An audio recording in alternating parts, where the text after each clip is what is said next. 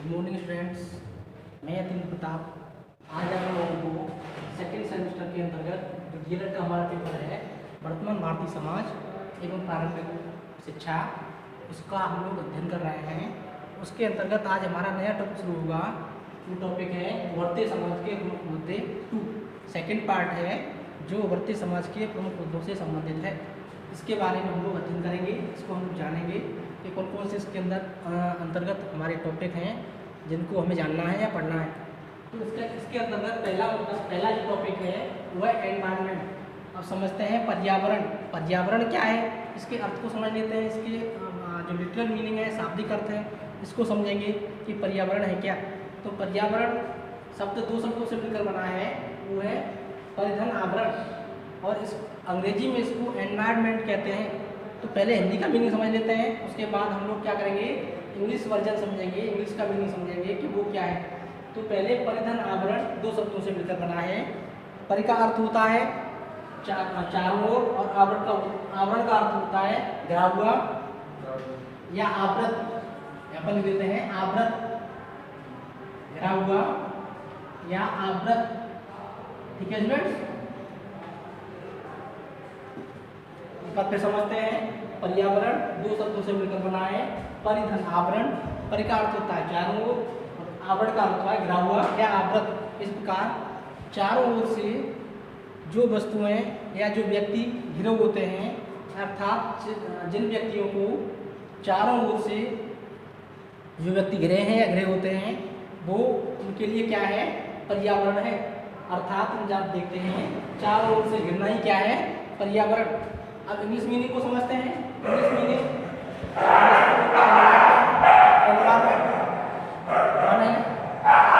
Environment, और ये तो दो शब्दों से मिलकर बना है, एनवायर और प्लस मैन।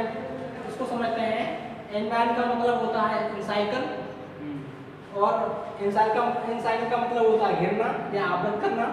ठीक है, और मैन का अर्थ होता है चारों ओर से, ऑल राउंड या सभी तरफ से। इस प्रकार से चारों तरफ से किसी वस्तु का घिरा होना या किसी वस्तु को चारों तरफ से घेरना ही वह उसके लिए क्या है, पर्यावरण है। इस प्रकार से हम लोगों ने जाना कि पर्यावरण क्या है। तो पर्यावरण का आशय यही है कि कोई भी व्यक्ति या कोई भी वस्तु जिसको चारों तरफ से घेरा जाता है या घिरी रहती है, वह उसके लिए क्या होता है, पर्यावरण होता है। तो हम लोगों ने इसका शाब्दिक अर्थ जाना। हिंदी में पर्यावरण दो शब्दों से मिलकर बना है। परिधन आवरण, परि का अर्थ होता है मतलब चारों तरफ से, और आवरण का मतलब होता है घिरा हुआ या आवृत। इस प्रकार से चारों तरफ से घिरी हुई कोई भी वस्तु जिसको चारों तरफ से घिरा जाता है, वह उसके लिए क्या होता है, पर्यावरण होता है।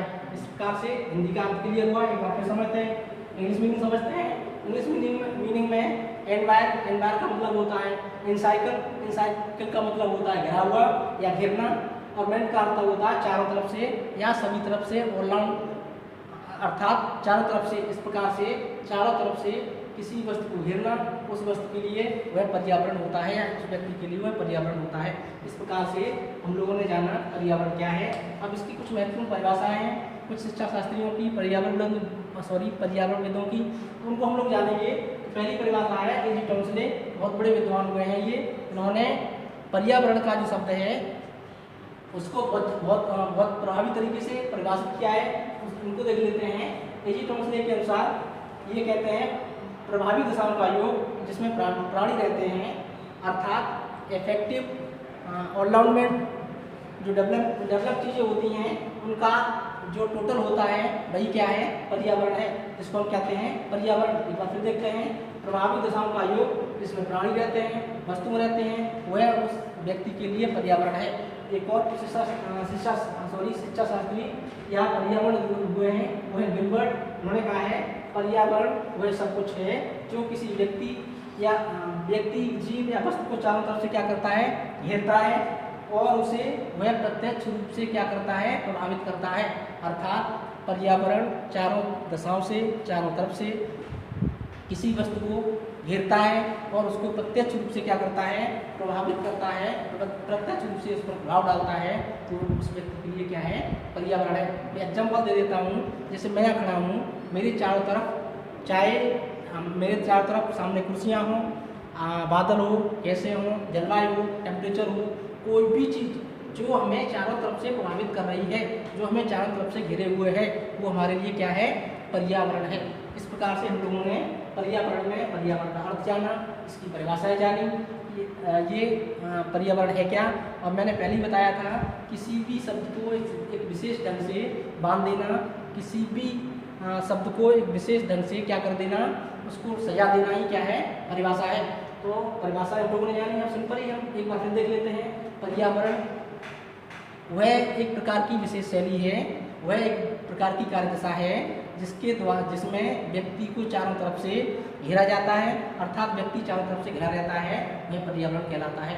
इस प्रकार से हम अपने शब्दों में लिखेंगे, ठीक है। हम किताबी भाषा को नहीं रटेंगे। अब इसको आप चाहें तो नोट डाउन कर लें या इसका स्क्रीनशॉट ले लें।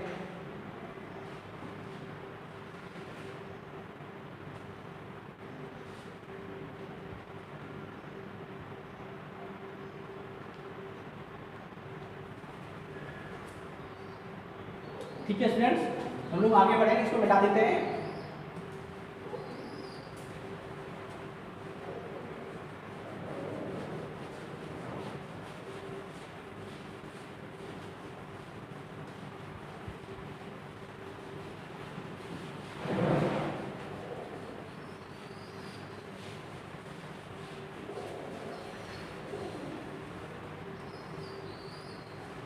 आगे बढ़ेंगे हम लोग और देखते हैं हम पर्यावरण से संबंधित और भी प्रदूषण के कारण। पहले हम लोग पढ़ेंगे पर्यावरण के प्रकार क्या हैं। पर्यावरण के अलग अलग टाइप होते हैं, उसमें हम लोग पर्यावरण में खास तौर से हमारा जो टॉपिक रखा गया है वो पर्यावरण प्रदूषण से संबंधित है, और उसी को फोकस करते हुए इसको यहाँ पर इंक्लूड किया गया है। अब हम जानेंगे पर्यावरण प्रदूषण क्या है। पर्यावरण प्रदूषण, ठीक है स्टूडेंट्स। पर्यावरण प्रदूषण अर्थात इसको समझते हैं, पर्यावरण प्रदूषण दो शब्दों से मिलकर बना है। पर्यावरण को हम लोग जानते हैं, पुनः अभी परिभाषित किया है हम लोगों ने, अर्थ को जाना है। और प्रदूषण का तात्पर्य जो होता है उस पर्यावरण को असंतुलित बना देना, पर्यावरण को अस्वास्थ्यकर बना देना, पर्यावरण को हानिप्रद बना देना, क्या है? पर्यावरण प्रदूषण है। एक बात पे समझते हैं, पर्यावरण प्रदूषण वह स्थिति है जिसमें पर्यावरण को हानिकारक बना दिया जाता है, पर्यावरण अस्वास्थ्यकर बना हो जाता है, या पर्यावरण से प्राणियों को, पेड़ पौधों को क्षति होती है। उस स्थिति को हम क्या कहते हैं? उस स्थिति को पर्यावरण प्रदूषण कहते हैं। और इसके कुछ कारक हैं, अब देखते हैं पर्यावरण प्रदूषण के कारक। पर्यावरण प्रदूषण के कारक कुछ फैक्टर्स हैं। फैक्टर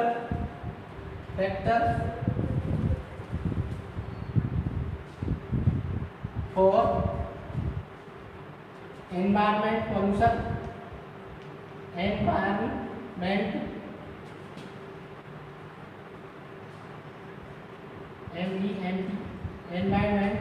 पॉल्यूशन, ठीक है स्टूडेंट्स।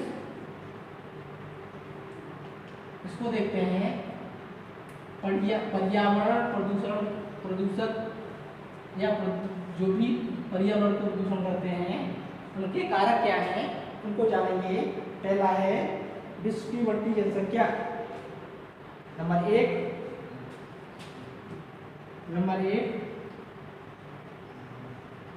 विश्व की बढ़ती जनसंख्या।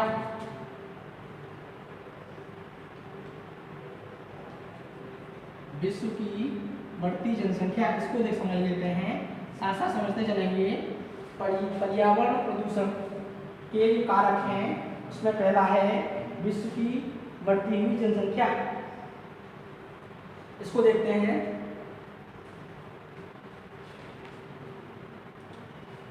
जो विश्व की जो जनसंख्या है उसमें अतिशय वृद्धि, उसमें अतिशय बढ़ोतरी किसी न किसी रूप में पर्यावरण को प्रदूषित करती है।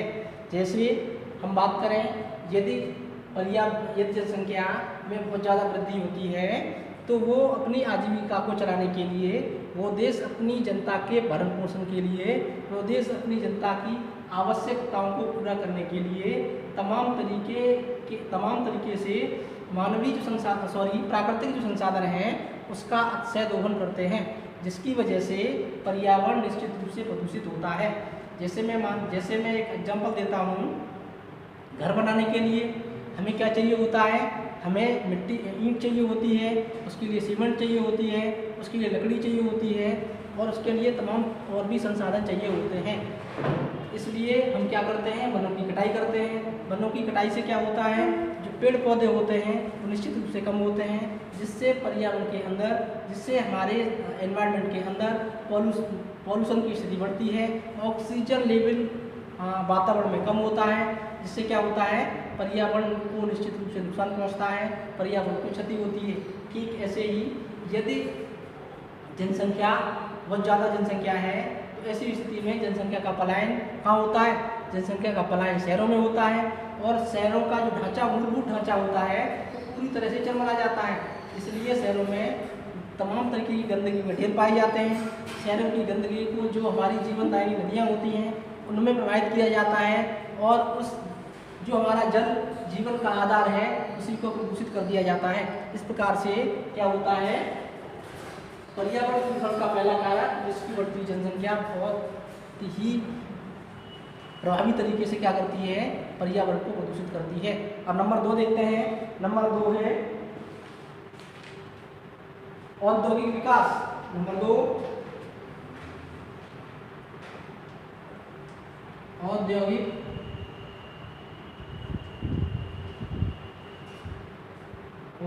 विकास। ठीक है स्टूडेंट्स, इसको देख लेते हैं। औद्योगिक विकास क्या है। औद्योगिक विकास को समझेंगे कि प्रत्येक व्यक्ति अपनी आजीविका को चलाने के लिए, अपना विकास करने के लिए और जो अपनी मूलभूत आवश्यकताएं हैं उसको पूरा करने के लिए क्या करता है, तमाम तरीके के उद्योगों की स्थापना की जाती है। सरकार के द्वारा जो तमाम देश होते हैं उनमें सरकारें होती हैं, चाहे किसी की दल की हों। देश के विकास के लिए तमाम तरीके के संसाधनों को जुटाने के लिए क्या किया जाता है, उद्योगों का निर्माण किया जाता है। जब उद्योगों का निर्माण किया जाता है उसके द्वारा तमाम तरीके के चिमनियों की बात करें, जैसे ईंट भट्टा उद्योग, चूड़ी उद्योग, कांच उद्योग, तमाम तरीके के उद्योग हैं। उसमें क्या होता है, तमाम तरीके की जहरीली गैसें निकलती हैं, धुआं निकलता है, राख निकलती है, जिसको मेजर स्केल पर क्या किया जाता है, जो वातावरण में निश्चित रूप से जाता है, नदियों में जाता है, नदियों में नालियों के माध्यम से। शहर के जो तमाम तरीके की सीवरेज हैं या सीवेज ट्रीटमेंट है उनको सही नहीं हो पाता, वो क्या किया जाता है, नदियों में बहा दिया जाता है और धीमे धीमे करके ये हमारी नदियों को प्रदूषित करता है। इस प्रकार से औद्योगिक विकास ने भी निश्चित रूप से क्या किया है, पर्यावरण प्रदूषण का कारक बना है। इसको दोनों हमने कारक जाने हैं। अब देख लेते हैं हम लोग पर्यावरण प्रदूषण के प्रकार। पर्यावरण प्रदूषण के प्रकार।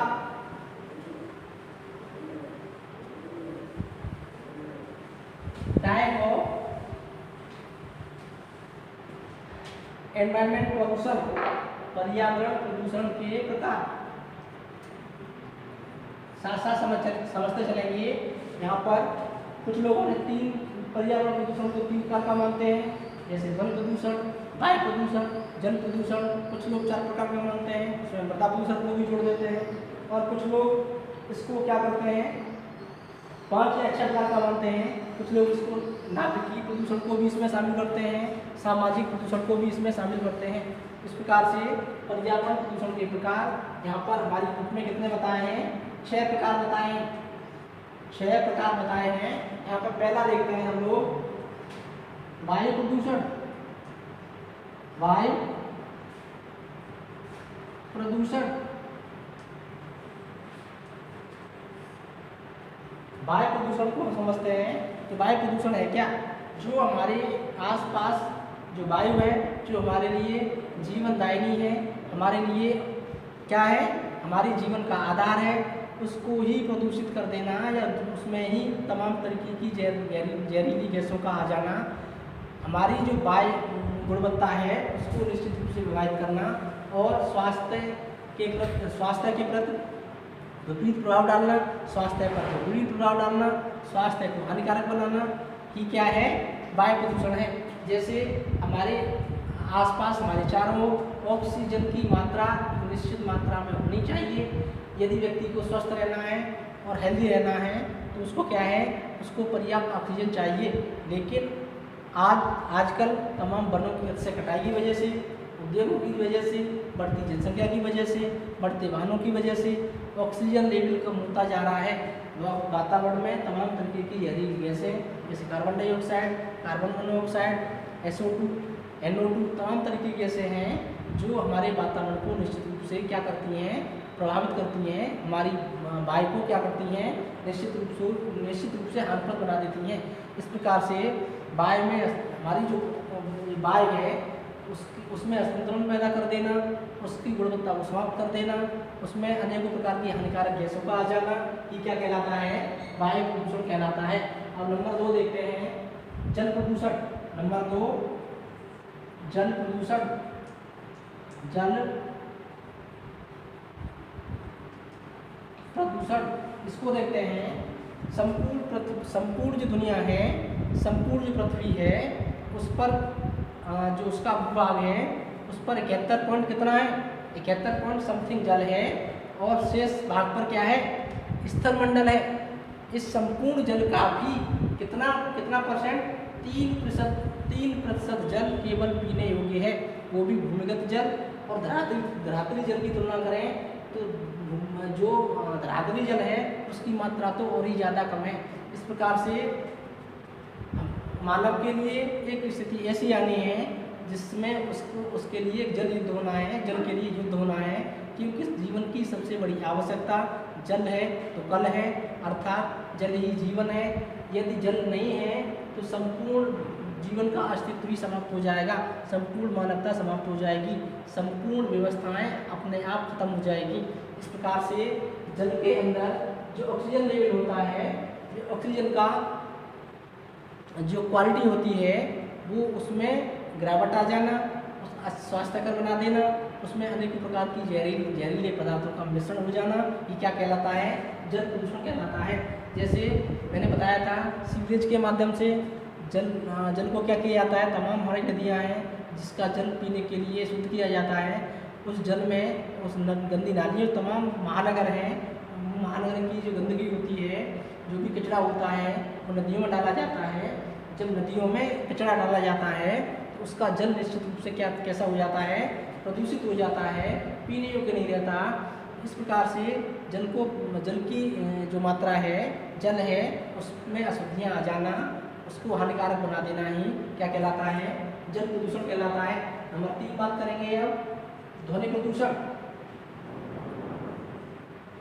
ध्वनि प्रदूषण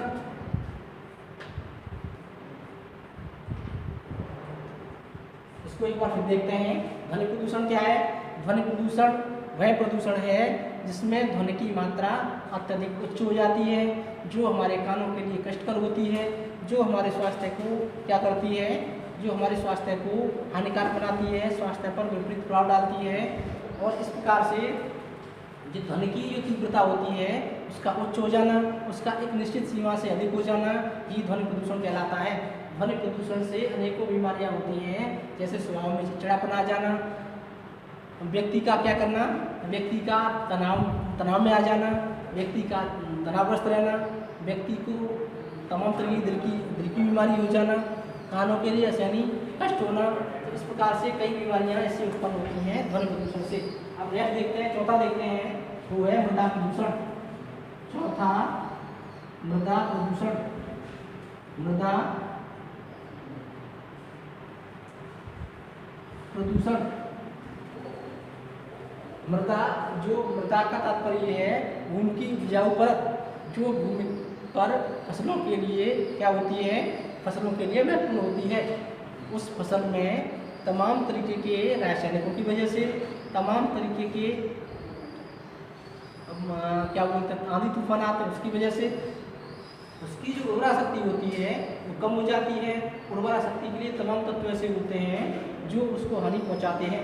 जैसे हम आजकल क्या करते हैं, आजकल के जो किसान हैं वो अत्यधिक अत्यधिक पैदावार के लिए, अत्यधिक प्रोडक्शन के लिए उस फसल में क्या करते हैं, रासायनिक खादें डालते हैं। रासायनिक खादों की वजह से जो भूमि की उर्वरा शक्ति होती है वो धीमे धीमे क्या हो जाती है, कम होती चली जाती है। और एक स्थिति ऐसी आती है कि जो बहुत अच्छी ज़मीन थी, बहुत उपजाऊ ज़मीन थी, वो बंजर हो जाती है।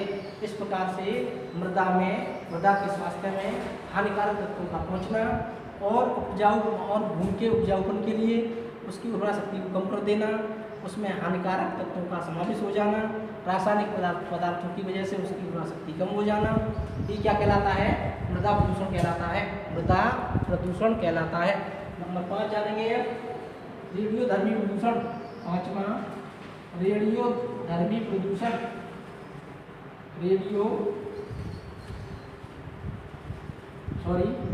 रेडियोधर्मी प्रदूषण। ठीक है देश, 5वां पढ़ रहे हैं रेडियोधर्मी प्रदूषण। इसको देखते हैं। रेडियोधर्मी प्रदूषण में क्या है, जो भी परमाणु संयंत्र होते हैं, जैसे भारत के अंदर 5 परमाणु संयंत्र हैं, बहुत महत्वपूर्ण है वो, ध्रुव, साइरस, अप्सरा, जर्लिनार, पूर्णिमा। इसमें ध्रुव जो हमारा परमाणु संयंत्र है उसको बंद कर दिया गया है। जानकारी के लिए हमारे यहाँ 4 ही परमाणु संयंत्र हैं जो इस समय एक्टिव हैं, जो क्या है, जिनसे ऊर्जा का उत्पादन किया जाता है। और ऊर्जा को क्या किया जाता है, किसके जरिए, यूरेनियम पदार्थों के जरिए, रेडियोधर्मी पदार्थों के जरिए उत्पन्न किया जाता है। जब रेडियोधर्मी पदार्थों के द्वारा जो ऊर्जा उत्पन्न की जाती है, उसके बाद वहाँ से निकलने वाली गैसों के अंतर्गत जो हमारी रेडिएशन विकिरण होता है, रेडिएशन होती है, वो निश्चित रूप से वातावरण में जाती है, जो वातावरण पर प्रतिकूल प्रभाव डालती है। और इस वजह से जो प्रदूषण होता है उसको हम क्या कहते हैं, रेडियोधर्मी प्रदूषण कहते हैं।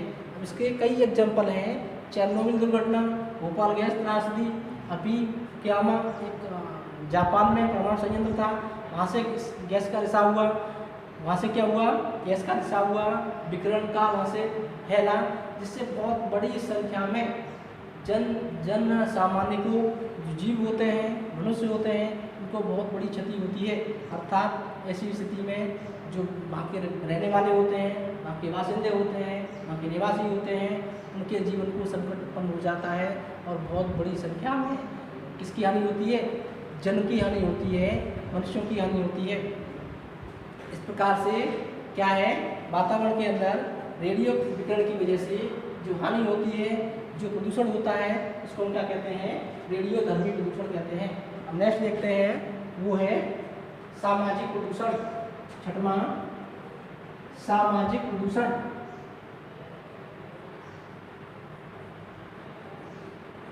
सामाजिक प्रदूषण, ठीक है स्टूडेंट्स, इसको देखते हैं। सामाजिक प्रदूषण क्या है, सामाजिक प्रदूषण वह प्रदूषण है जो समाज के हित के विपरीत होता है, जो समाज पर प्रतिकूल प्रभाव डालता है, जो समाज को तोड़ता है, जिससे समाज को हानि होती है। इस प्रकार के प्रदूषण को सामाजिक प्रदूषण कहते हैं। इस प्रकार से हमने सामाजिक प्रदूषण के टाइप पढ़े या प्रकार पढ़े।